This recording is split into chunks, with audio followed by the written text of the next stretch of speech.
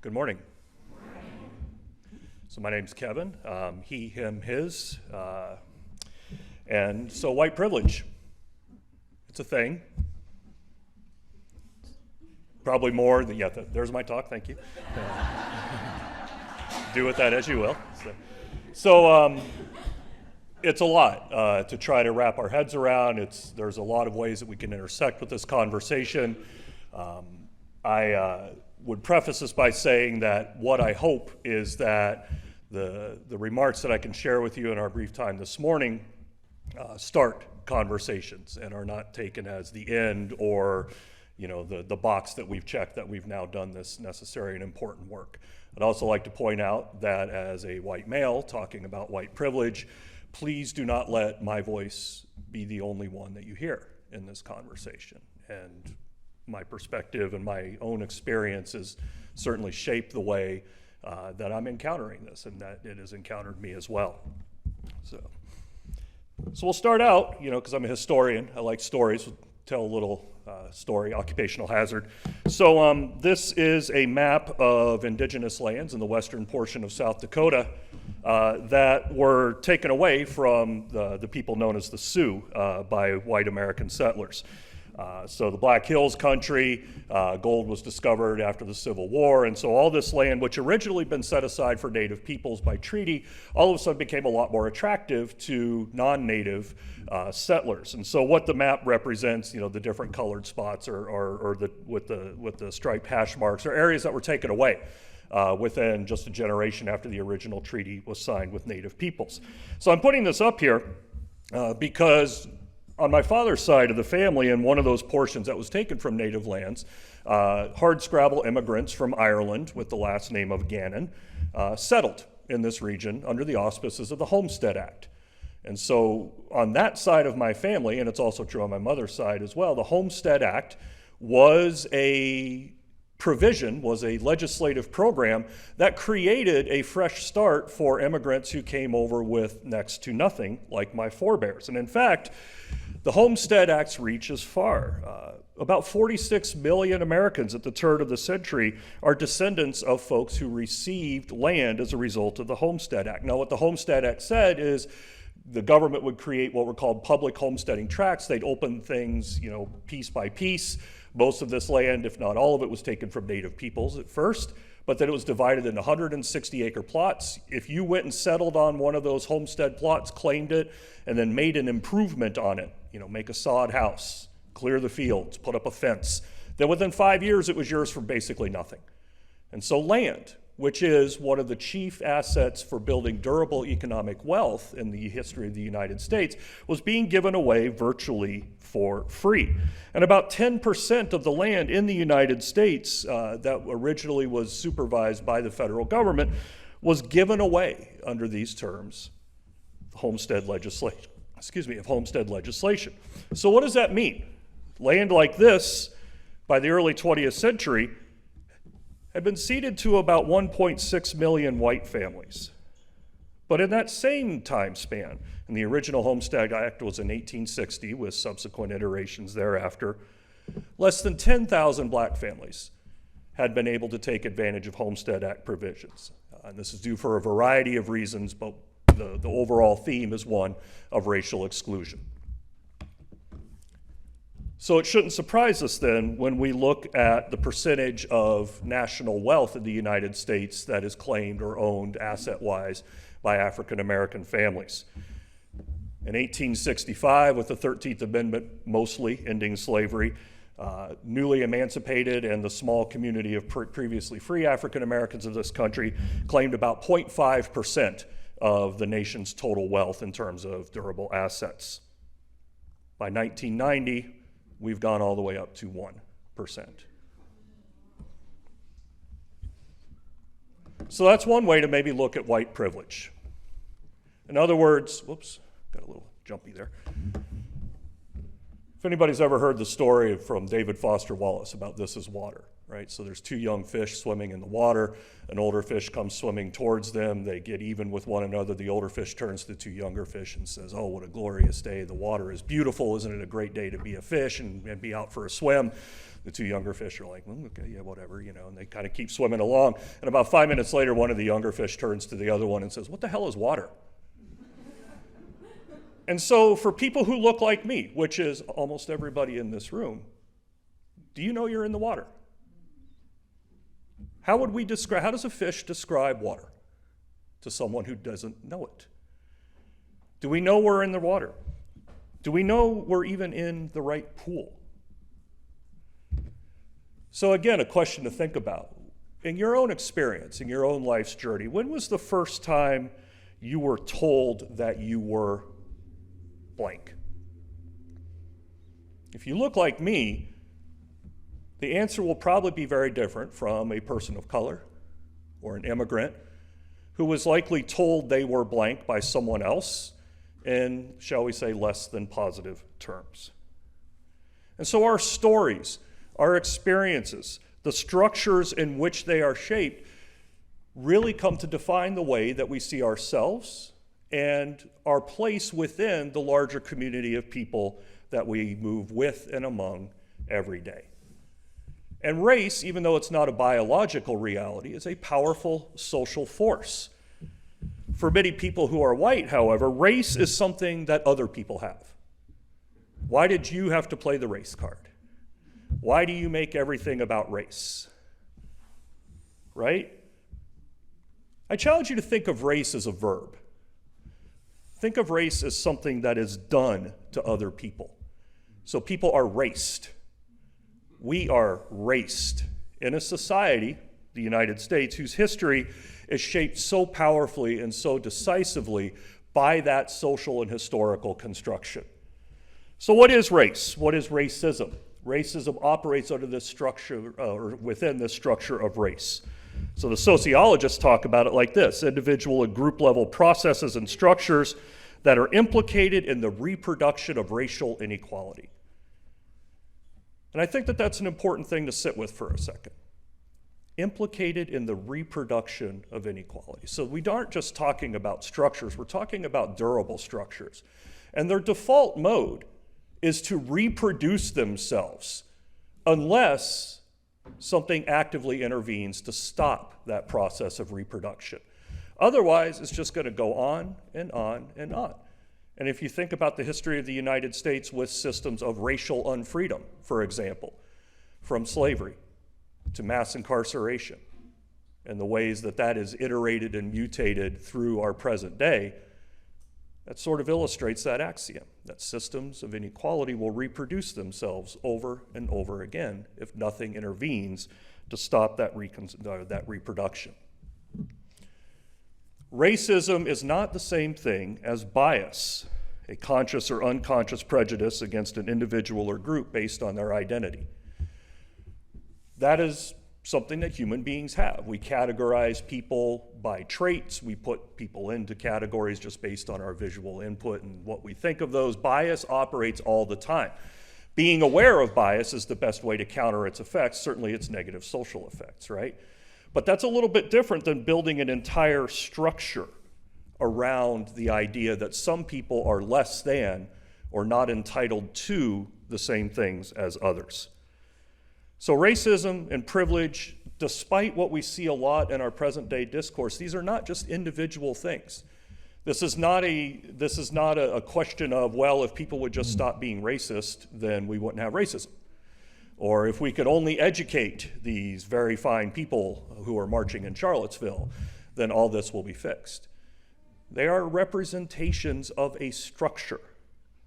And these are structural elements. We are in this structure. We are all in it. We are all moving in it. Many of us benefit from being in that structure and are implicated as a result. So that might be the long way of getting to the idea of what is white privilege. So what is white privilege? White privilege is one of those phrases that can make white people defensive.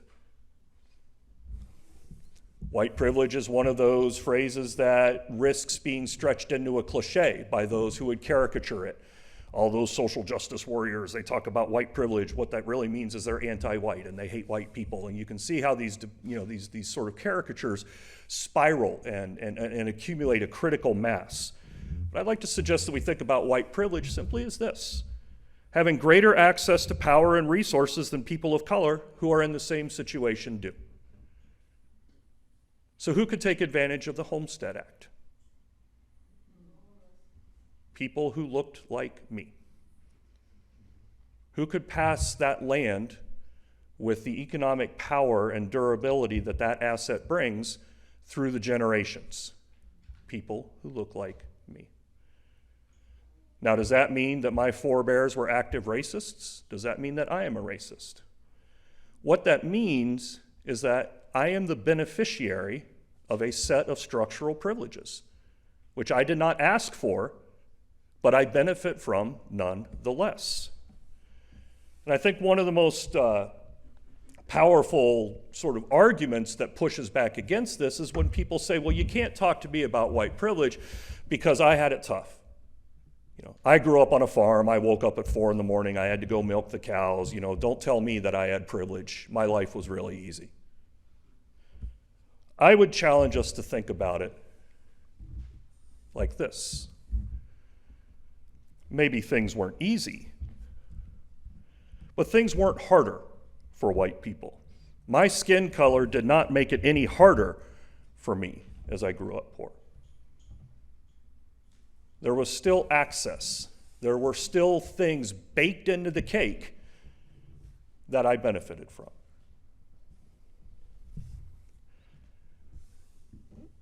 We are not a colorblind society. A lot of people like to say that that should be an aspiration. I don't see color. But as two of the sociologists who study what they call racial formation in the United States put it, far from being colorblind, the U.S. has always been an extremely race-conscious nation. But again, for the dominant racial group in this country, that is white people, race is something that other people have. And so that signifies, among other things, where they stand or sit or are forced to stand or sit in the labor market, or in the political structure, or in their very identity.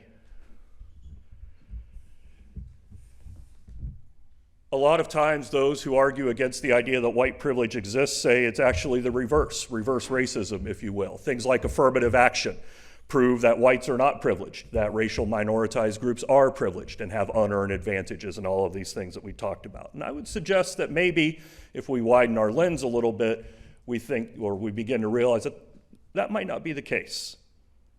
As far back as the 1790s, for example, citizenship and identity in the United States was tied to the category of whiteness. The 1790 Naturalization Act said that if you roll into the new United States as an immigrant, you can be naturalized, but only if you are free and white. So 1 year after the Constitution goes into effect. Many states excluded people of color from even settling within them. Iowa was one of them. Our state constitution forbade the permanent settlement of African Americans. There are 5 different states by the 1840s that have adapted some of those same prohibitions. The state of Oregon is probably the most notable one, and Oregon actually copies word for word its constitutional clause banning the settlement of black people from Iowa. The Homestead Act, the Morrill Land Grant Act, which creates institutions of higher education along the lines of Iowa State, for example. Every state has one, public land, public support for segregated education. In the 1880s, the United States starts using racial categories to exclude entire groups of people, beginning with the Chinese. In 1921 and 1924, quotas are put in place in certain racial categories, in particular Asians, Eastern Europeans, and Jews, to shut off the faucet of immigration that had occurred and sort of the flow of immigration that had occurred in the late 19th and early 20th centuries. The effect of the Immigration Act of 1924 was to virtually stop immigration from non-white peoples into the United States. So it should concern us very greatly when that law, the 1924 law, is held up as a model for current immigration policy by members of this administration. The Federal Housing Administration in 1934, part of Franklin Roosevelt's New Deal program that saved the U.S. economy, subsidized loans for home ownership to either own homes or to rescue one's mortgage if they were in danger of going bankrupt. Those were almost exclusively for whites. Social Security Act of 1935 excluded in the letter of the law the two occupations that employed the largest number of black people in this country in the 1930s. And the GI Bill, because the military was segregated and higher education was segregated, largely benefited for the first generation of its operation, whites. So we've had affirmative action in this country since the beginning, but it's been for white people. So you've probably heard of the phrase redlining. This is Chicago, and if you map, this is a Federal Housing Authority map from the 1930s. The color coding here is where bankers could lend to under various degrees of terms or confidence, and then where the Federal Housing Association loans were to not be implemented. And so the red areas were the high-risk neighborhoods. And as the text of the FHA guidebook went in the 1930s, this is where the undesirable populations had infiltrated. And of course, if you're familiar with Chicago or pretty much any other urban area today, redlining has, again, created a process where wealth is passed through the generations along starkly racist lines and has created the urban geography that we still move in today. And that's true for Des Moines as well. So as a white person, I am the beneficiary of a structure that has granted privileges to people who look like me beyond just my lifetime. The racial wealth gap, as you can see here, is immense. Here's another way of looking at it. You can see where 2008 kind of ruined the party a little bit, but who recovered and who lost so much that they barely even show up on the graph anymore. And so the federal government commissioned a study back when the federal government cared about things in 2016 about the racial wealth gap. Does anyone have an idea as to, again, how long this gap, if conditions were to remain the same as they are now, if the status quo was to be maintained in terms of the rate of wealth transfer and the way that people of various racial groups can access employment and assets and credit and all of those economic building blocks, does anybody have any idea how long it would take to close the racial wealth gap? Almost.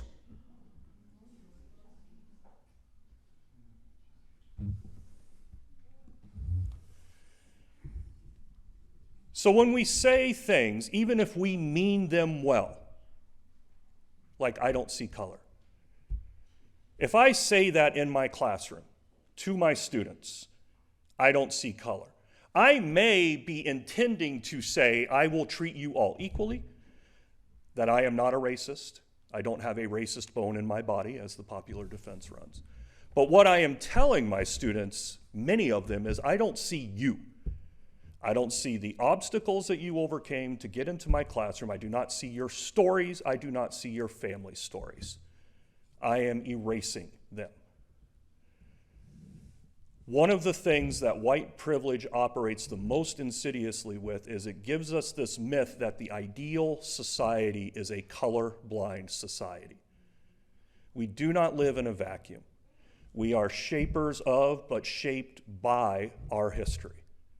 And if we say that we don't see color, let's just say that if you look at the people who are saying they don't see color, they tend to look a lot alike. I don't see color. I don't see color. I don't see color. I don't see color. I don't see color. I don't see color. I don't see color. I don't see color. I don't see color. I don't see color. I don't see color. You know who does?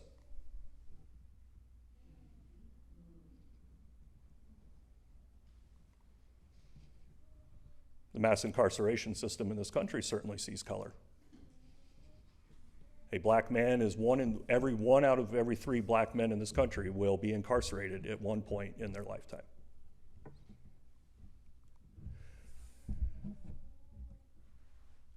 So if we think of white privilege then as being the beneficiary, even if we did not ask for it, of a set of structures that has historically evolved to do some of the things that we just looked at. We may not have had it easy as white people, but we didn't have it harder because we were white people. And that's where we need to sit with this idea of white privilege and what it means and what it does. So what do we do? First, I think we need to recognize the power, or that accumulated power, that has shaped a lot of our lives, a lot of our material conditions, a lot of our political, social, and cultural capital, for example. If you are a white person, don't get defensive. Don't take it personally. These are hard conversations to have because nobody likes to look at their own stuff. But we live in a society that fetishizes the individual so much that when we talk about structural privileges, it could be very hard to say, well, I worked hard. No one's saying you didn't, but maybe you were the right race car in that race. Know when to listen. Know when to speak, and perhaps as importantly, know when to not speak. White voices are amplified all the time. In the context in which I'm most familiar with in education, we know that in class discussions, for example, no matter how many male students are in the rooms, they dominate, right? So interactions are gendered, interactions are raced. White voices are granted power and platforms that voices of color just don't have access to. And if you doubt that, just look at the New York Times op-ed section. Know when to share your platforms, if I could say that directly to the Times.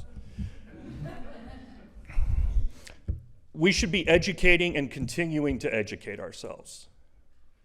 And again, the word educate comes from the Latin word educare, which means to draw forth, to lead out. So a lot of times what educate means for us is that we have to draw things out that are hard for us to sit with, that are hard for us to wrap our heads around, and that do not make us comfortable. In fact, precisely the opposite. They make us uncomfortable, they make us itchy, they make us defensive. If those are the reactions you're getting, chances are you're learning. Educate other white people as well. Again, so for people who look like me, for people who look like most of us in the room, hold our fellow white people accountable. Right? There are spaces when they are whites-only spaces, when there are only white people at the table, there are sometimes things said, assumptions made, insider information, if you will, that we let pass. And if we let that pass, we are implicated in the structure that it reflects. Maybe we're the killjoy. Maybe we're the one always playing the race card. Maybe our friends look at us, or our associates or our colleagues at work look at us and say, why do you always have to bring race into it? And then, maybe then, we begin to understand what it might be like for a person of color to navigate those spaces as well. Risk our unearned benefits to benefit others. Use the platform you have for others to stand on as well. So there are times when white people will listen to something said by a white person, maybe at first a little more receptively than they will to a person of color. I don't like that that's the case, but I'm damn sure going to use it as leverage if it is. But above all, and I'll leave you with this, it's not enough to just not be racist. We have to be actively anti-racist. Right? So it's not enough to... So it's not enough to say, well, I'm not racist, but if I'm not doing anything to be anti-racist, then I am just letting that system reproduce itself over and over again. I'm not putting my body in the machine. I'm not, stopping up the gears of that reproduction. How am I actively intervening to be an anti-racist? Because clearly, we are at a point in our society today where just bystanding is insufficient. That's how we got to where we are today. It's not enough to not be a racist. We have to be anti-racist. The author and Professor Ibram Kendi wrote that being an anti-racist requires persistent self-awareness, constant self-criticism, and regular self-examination.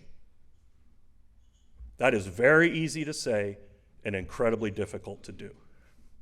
So my challenge to you this morning and I want to thank you for sharing your space with me to talk about this.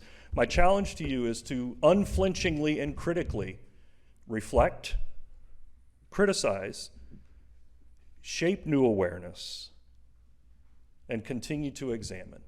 Because only then can we actively intervene to stop that insidious process of the reproduction of inequality, of that structure in which that inequality flourishes over and over and over again.